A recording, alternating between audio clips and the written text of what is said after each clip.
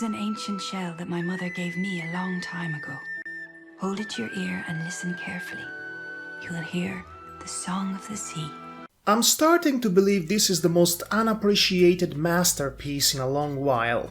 How did it not win an Academy Award for Best Animated Feature, or even this festival for that matter, remains a mystery that shall be passed from generation to generation through songs and long-forgotten hymns.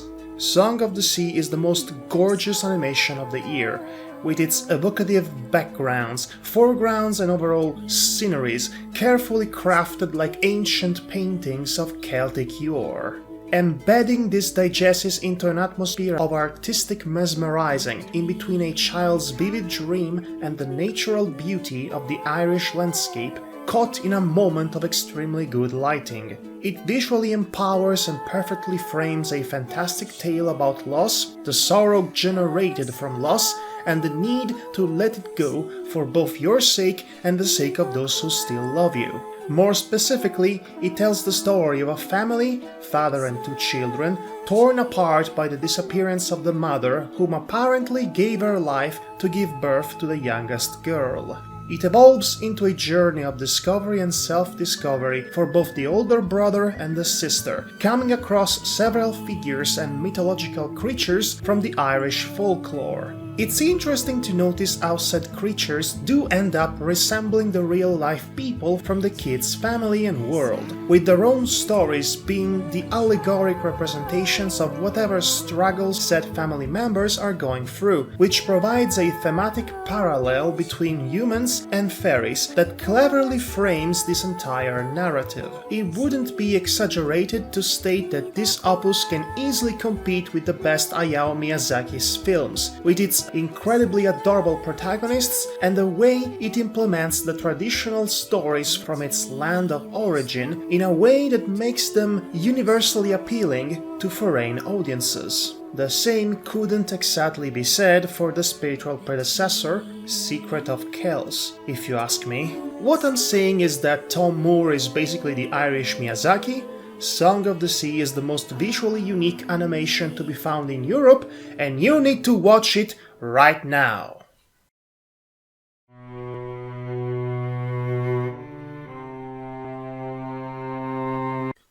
Signe Bauman, a Latvian-born independent animator who developed her craft while working under Bill Plimpton in New York, uses said craft to tell the story of the women of her family and their emotionally draining, constantly losing battles with manic depression in relation to their personal histories and the political history of their country. Specifically, the common themes that brought said women, including Signe herself, to suffer from depression and bipolar disorders, usually bad marriage situations caused by other externally forced decisions or personal choices, but not always, are deeply linked with the complex social and political bipolarity that characterized the darkest moments of the Latvian nation in the 20th century. The quote-unquote mental illness of their minds is a reflection of their world's own schizophrenia, and vice versa, as both people and country are torn apart by internal and external struggles. The bipolar disorder that haunts the formers, whom are eventually seduced by the idea of taking their own lives,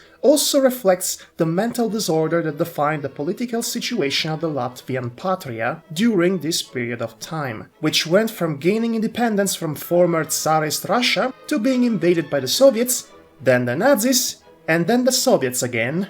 This study helps painting manic depression as an illness that's both inherent and possibly hereditary, but it's ultimately fueled by specific social issues. It is both determined by the person and also the forced upon decisions made by others for said person. The rocks in the title represent the 6 symptoms associated with manic depression, rocks that can be used to both literally and figuratively fill one's pockets in order to easily drown in the bad river of life. Needless to say, this is an important and fascinating work that, unfortunately, has one fatal flaw. Signe's rough and sketchy animation style is very reminiscent of Bill Plimpton's own rough and sketchy style, but while Plimpton loved to completely forsake the use of dialogues in order to drown his films in endless visual metaphors to the point of artistic seppuku, Signe, on the other hand, likes to drown her much more interesting visual metaphors with an endless voice-over. Which wouldn't be all that bad if her heavily accented English voice work wasn't absolutely atrocious. How in this crazy world do you heal a mind?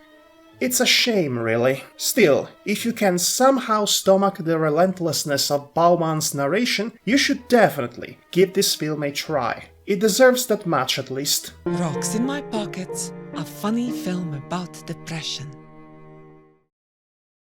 Disclaimer. This film critic will not be held responsible should you, at any point of this review, feel the need to physically extract your brain through your nose via Total Recall-style nostril pinchers, place it inside a steel box, chuck said box inside a rocket to be launched into space in a direct collision with the sun, and spend the rest of your mindless days watching Family Guy reruns while eating nothing but Soylent Green. Soylent Green is people! In other words, proceed at your own risk. Premise. An artificial space satellite sent in the outer Earth atmosphere by South Korea in 1992 in order to take pictures of the Korean landscape suddenly gains sentience and develops an affection for a deadbeat musician's song that it was able to pick up from its position. After that, the satellite gets pulled in by the planet's gravity, supposedly falling to its inevitable doom. Meanwhile, a sentient anthropomorphic milk cow, whom is inexplicably male, is chased around by a giant incinerator-like metal monster that wants to burn him alive for reasons. He is saved by a toilet paper magician who uses his powers to distract the behemoth. The milk cow, however, isn't able to catch a break because he is now being chased by some glass teleporting guy dressed like Lupin III who wants to steal his liver. Meanwhile, the satellite from earlier, upon reaching the ground, is somehow transformed into a robot girl by entering in contact with the incinerator's inherent magic. She teams up with the toilet paper magician to find the guy she fell in love with, which just so happens to be the milk cow, who was once a human whose heart was broken because of love and was turned into a bipedal bovine because people who are heartbroken get transformed into animals to be chased around by metal monsters and Lupin III cosplayers. What? This is a weird thing that exists.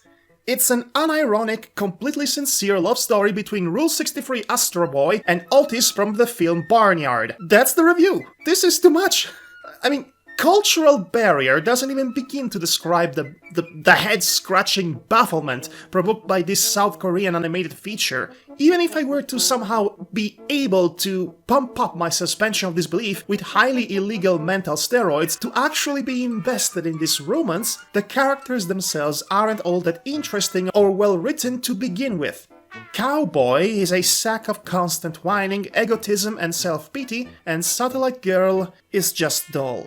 They have no substantial chemistry to speak of, which makes every attempt at a funny and cute moment, or even serious drama for that matter, very much forced and awkward. It gets especially infuriating when the day is inevitably saved by the ever-present Power of love.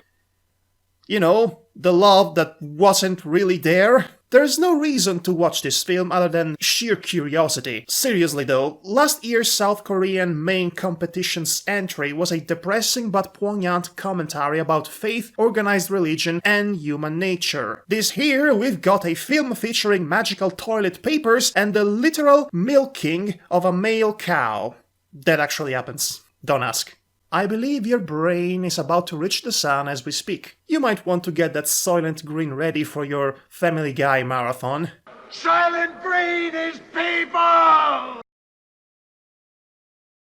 Now, I don't want to say that GIF Jam 2013 is the greatest thing ever, but...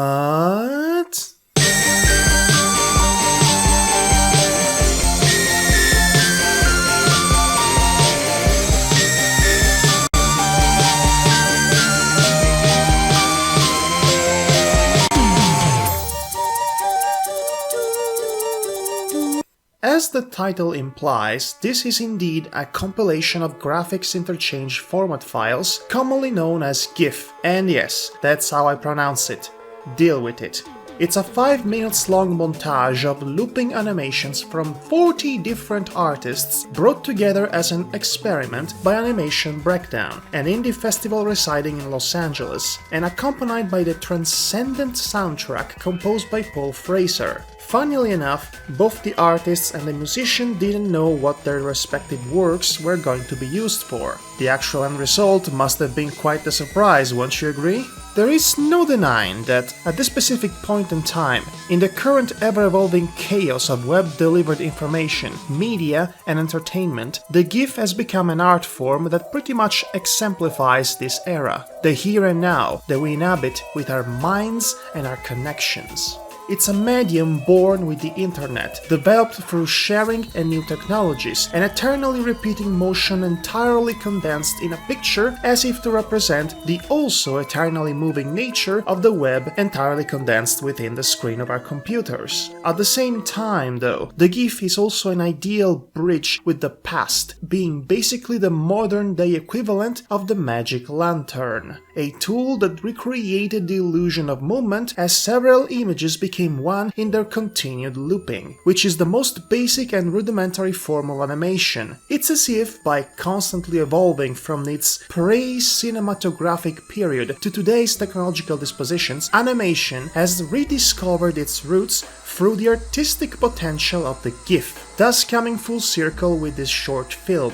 That's what GIF Jam 2014 is in a nutshell. Not just an exposition for some of the best GIF artists of today, but the fundamental acknowledgement of this simple little file format as a legitimate form of art, animation, cinema, and communication that's unique to our era, but is also a metaphorical bridge between past, present, and future.